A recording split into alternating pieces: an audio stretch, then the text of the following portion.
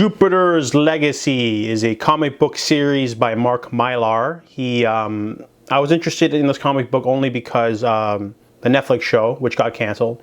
So I was like, well, since the Netflix show is canceled, why not read the comic that it's based off of?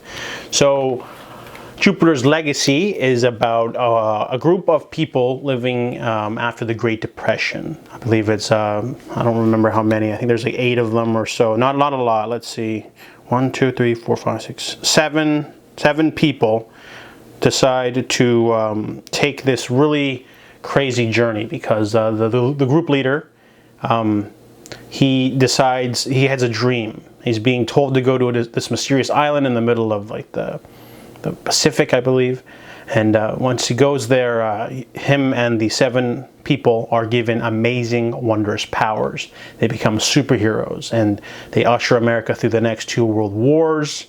And we flash forward to 2013. The Utopian and his wife, they're living quietly. They're older, but they're not, it's been like a good, 60, 70 years, but they're still young. They have powers. Not young, but they look old, but they probably have a lot of longevity. They'll live a longer time. However, there is a great sort of divide brewing because the world is, we're living in 2013, and the Utopian's brother, he's like a powerful psychic. He wants to change the world by, giving humanity a firm hand push, but Utopian doesn't want to. And then, there's also his 2 children. There's the one son, he's a bit of a burnout because he doesn't want to be a superhero. And then there's also Chloe. Chloe is also a burnout. She is likes to do drugs, but she can't get high from regular drugs, so she has to take like alien drugs. And she finds herself in a relationship with the son of an ex-villain.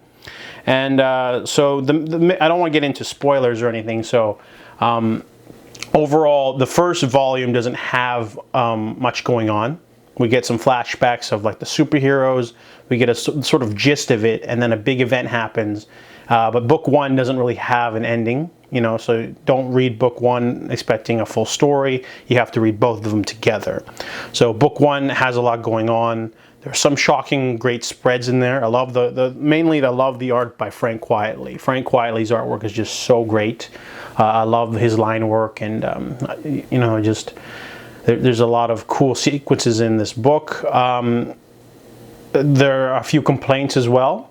I've only read a couple of Mark Millar's books. I think I got all of his books here on the back. Yeah, so out of the Millar World collection, which is on the back of the comic book, he's got a good 15 books here, and I've only read 2. I've read Kingsman: The Secret Service, which was really weird, but the movie was good. And then I read Wanted, because I saw the movie. They're both very different from their movie counterparts, to be honest. And apparently, according to this, there could be a Kingsman comic sequel, because it just says 1 to 6. But yeah, there's a whole bunch of other comic books that I have not read by him that I might or might not get into, like Kick-Ass. I heard it's meh.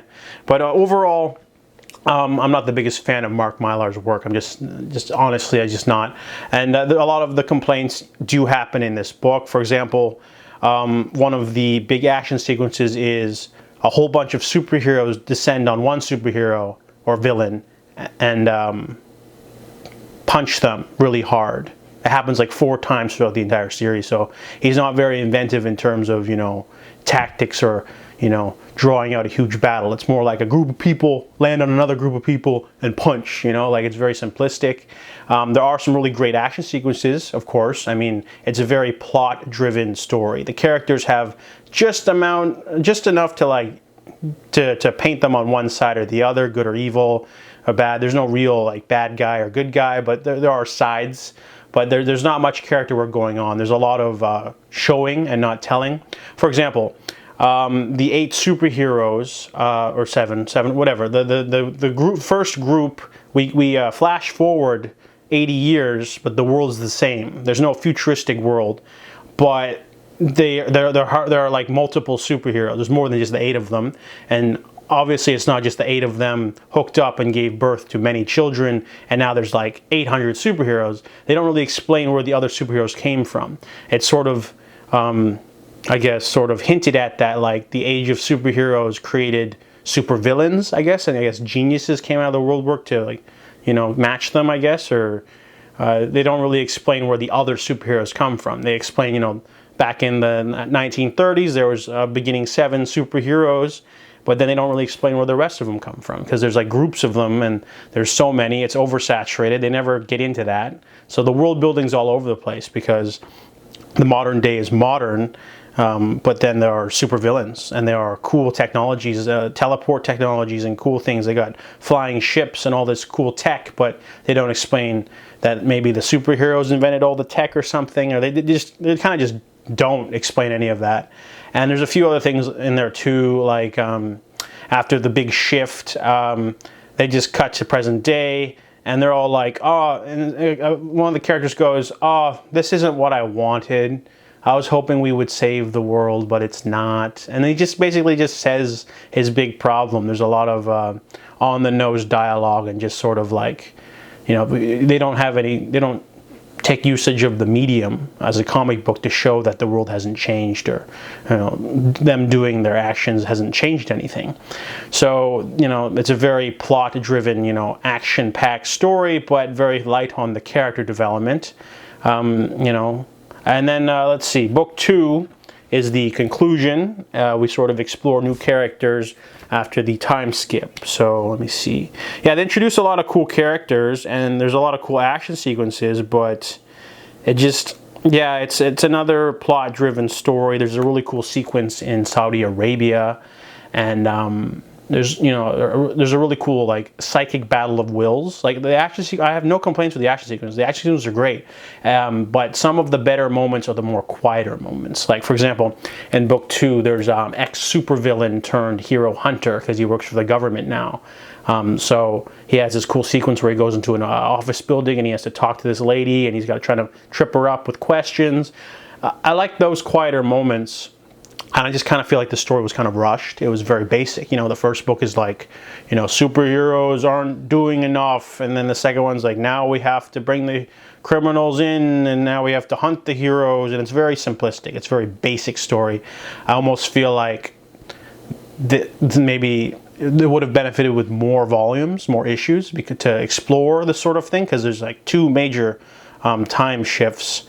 You know, because we get the group of superheroes in the 30s, and we jump to present day 2013, then we jump to a year later after that, and just like every time there's a time shift, there's a lot of like stuff going on, but they don't really show it, they just show the action. And there's nothing wrong with that. I mean, I enjoyed the action sequences, but I just almost feel like the story's really rushed. You know, they could have slowed things down a little bit, given us more character development, you know, given us more quieter moments to sort of maximize the action sequences, because it just kind of feels like really propulsive, like boom, go, action, boom, boom, boom, boom, boom, boom, and then it's over. And, you know, it's 12 issues. So overall, Jupiter's Legacy was an enjoyable read. I mean, I read it all in like one sitting because I just couldn't put it down. But I had some problems with the shallow characters. Could have slow it down, more story maybe, a little bit more world building, because they didn't really explain anything. Because like in the opening sequence, they're fighting a supervillain who's got like this super generator in his heart or something, and they don't even explain where that comes from. Like, you know, they should have tried to hint that the age of superheroes push technology forward, and they should have shown that in the artwork or something, because they just skip a lot of stuff and just expect you to just guess, I guess. So anyways, Jupiter's Legacy, that's what I feel about that.